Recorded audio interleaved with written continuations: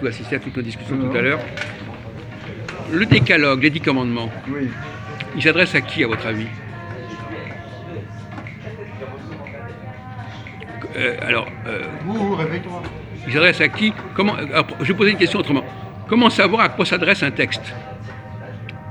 Est-ce qu'en étudiant un texte, on peut savoir à qui il s'adresse? Il s'adresse au Dieu musulman qui s'intéressait aux Hébreux qui venaient de quitter l'Égypte. Attendez, je vous ai posé une question. Oui. Quand vous lisez les 10 commandements, on ne parle pas des Hébreux. Bon. Donc la question n'est pas là. En lisant le texte, à quelle catégorie de gens il s'adresse ce texte? Sans avoir d'idée préconçue de « ah oui, mais on sait que » ou je ne sais pas quoi. Il s'adresse à des gens qui ont déjà une religion.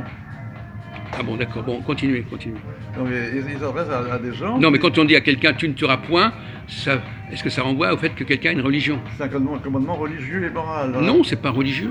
Donc, non, il y a 5 commandements religieux et 5 commandements moraux. D'accord, mais même non. Religieux, ça veut dire quoi un religieux? Le seul commandement religieux, c'est tu n'auras pas d'autre Dieu que moi. Oui, c'est un seul, il n'y en a qu'un seul. Donc c'est un commandement religieux, ça. Oui. Et à côté du commandement religieux, il y a des commandements moraux. Oui, mais à qui ça s'adresse? Ça s'adresse à un groupe de gens. Oui. Quelle catégorie de gens sont concernés?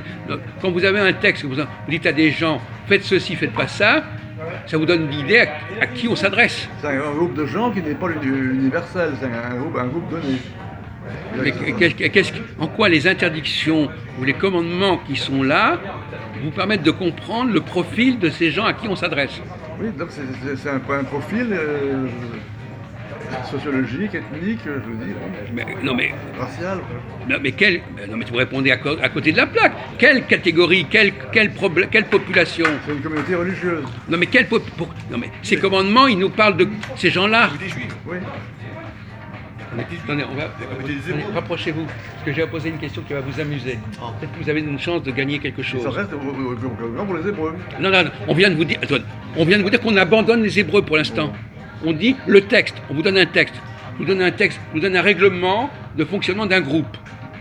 On vous dit, est-ce que ce règlement nous parle du groupe? Bien sûr. Bon, il nous dit, si je dis faites ceci ou faites pas ça, c'est parce que ça veut dire quelque chose pour le groupe. Oui. Bon, donc c'est pas n'importe quel groupe. Si on dit aux gens, je ne veux pas vous mettre sur la piste, mais si on dit aux gens, par exemple, je vais dans une réunion et je dis aux gens, attention, vous ne tuerez pas. Ça veut dire quoi? Si ces gens-là n'ont pas du tout envie de tuer qui que ce soit, qu'est-ce que ça veut dire que vous ne les tuerez pas?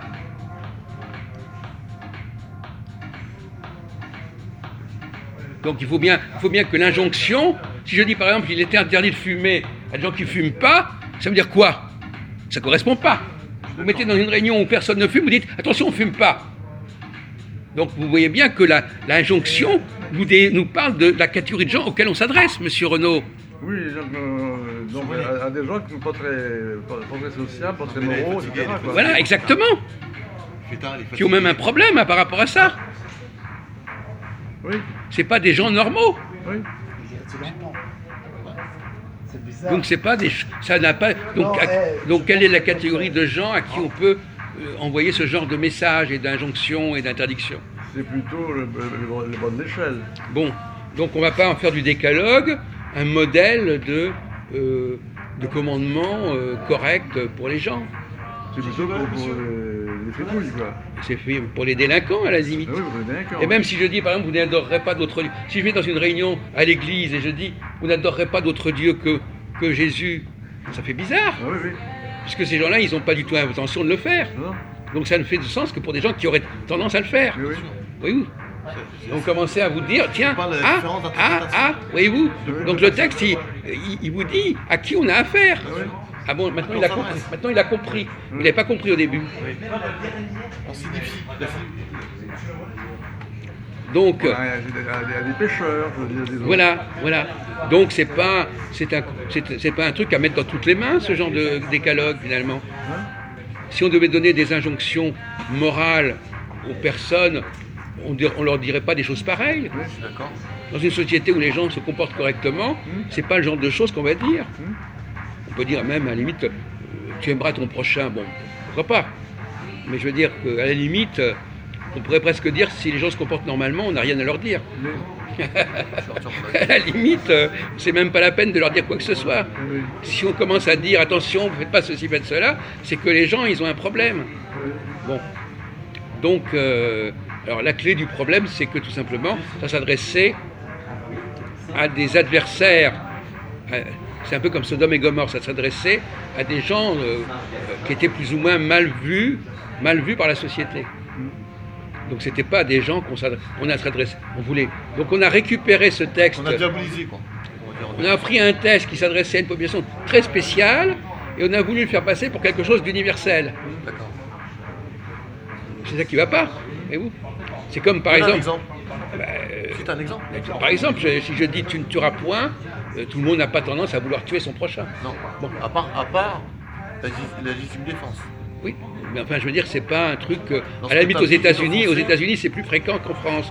Je veux dire, aux États-Unis, comme tout le monde porte une arme, à la limite, tu pourrais dire, voilà. Mais dès le départ, vous voyez bien que ça s'adresse à un groupe particulier Je suis entièrement d'accord. de gens qui ont tendance à faire ça et on leur dit ne le faites pas. Je peux Moi, j'ai toujours dit. répondre. Je peux répondre. Oui, monsieur, oui. C'est intéressant parce que aussi à l'époque des croisades, lorsqu'on disait la religion, qu'elle soit à l'ordre déjà dès le départ, la religion hébreu, de Abraham jusqu'à Jésus-Christ. Et Jésus-Christ, lorsqu'il est devenu chrétien, c'est à partir de l'an 0, ils ont été chiffrés. Continuez, on vous Le écoute. christianisme a été développé à partir d'un juif qui était à la base Jésus-Christ, qui était juif avant d'être chrétien. Non, mais où est-ce que vous voulez en venir? Ça, ce sont des affirmations, mais. Par la suite, il y a une continuité. Bon. Les civilisations aussi sont nées aussi. Ça va, René? Entre-temps. La santé, ça va? Donc maintenant, ceci dit, Bon appétit. allô. Non, mais on vous écoute, on vous enregistre. J'aimerais bien qu'il écoute aussi, mais Oui, d'accord, mais c'est vrai. c'est un débat. Mais on peut écouter avec les oreilles sans vous regarder. Certes, c'est quand même un débat. C'est quand même un débat qui est intéressant. Il faut partir sur l'autre. On ne sait pas où, on voit pas très bien où vous voulez en venir, monsieur Mousse. C'est ça le problème. Vous nous dites des choses que vous. Exprime-toi, putain. Je suis en train de développer. Mais non, mais vous développez pour montrer que vous savez des choses, Et mais, en fait, tu sais- mais ça nous tu sert à sais rien. rien, en fait. Ça nous sert à rien ce que vous dites, malheureusement. Voilà. Une passoire pour moi. Donc, quelle est la question? C'est une vraie Voilà. passoire. Ah, voilà, quelle est la question? Non, mais, Voilà, c'est une vraie C'est un passoire pour bouffon, moi. là.